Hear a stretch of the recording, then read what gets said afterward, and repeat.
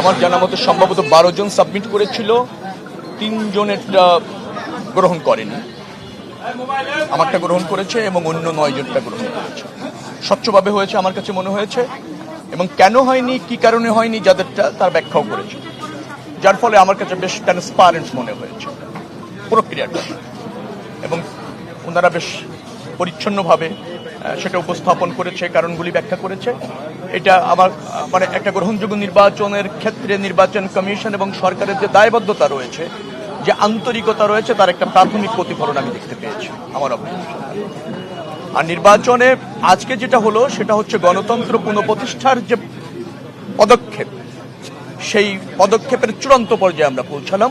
অর্থাৎ নির্বাচন গ্রহণযোগ্য হবে, গ্রহণযোগ্য নির্বাচনের ভিত্তিতে জনগণ রাষ্ট্র ব্যবস্থাপনার একটি দলকে নির্বাচিত করবে এবং তাদের জনপ্রতিনিধি নির্বাচিত করবে, তার মধ্যে দিয়ে গণতন্ত্র একেবারে পুনঃপ্রতিষ্ঠিত হতে যাবে। সেই প্রক্রিয়ার মধ্যে আমরা চলে গিয়েছি। এটা জাতির জন্য অত্যন্ত সুদিন। আমাদের যারা ভোটার আছে, যারা রাজনীতিতে সবসময়ের জন্য নিজেদের মতামত দিয়ে, রায় দিয়ে গণতন্ত্র এবং রাষ্ট্র ব্যবস্থাপনাটাকে যথা উপযুক্ত রাখতে চায়, তাদের জন্য সুদিন। প্রার্থী হিসেবে তো অবশ্যই আমার জন্য এবং অন্যান্য প্রার্থীর জন্য সুদিন।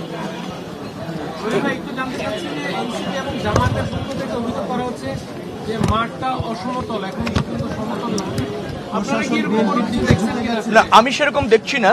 অন্তর্বর্তীকালীন সরকার এবং প্রশাসন সব দলকে, সব প্রার্থীকে সমান সুযোগ দিচ্ছে, কিন্তু এখানে একটু অসমতল আছে। সেটা হচ্ছে এনসিপি বা জামাতে ইসলামের যদি আপনি বলেন যে ভোটারে সমতল হতে হবে, সেটা তো আপনি পারবেন না। কর্মীতে সমতল হতে হবে, সেটা তো পারবেন না।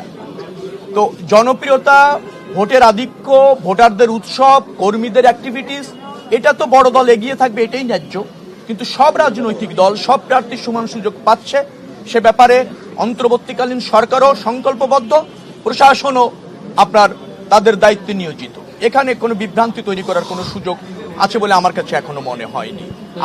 আমি এনসিপি এবং জামাতের ইসলামের প্রার্থী এবং অ্যাক্টিভিটিস যারা আছে তাদেরকে অনুরোধ করব তাদের সমর্থন বাড়াতে, অ্যাক্টিভিটিস বাড়াতে। অন্য দলের অ্যাক্টিভিটিস বেশি হলে আপনি সমান হয়ে যাবেন, সেভাবে চিন্তা করার কি সুযোগ আছে?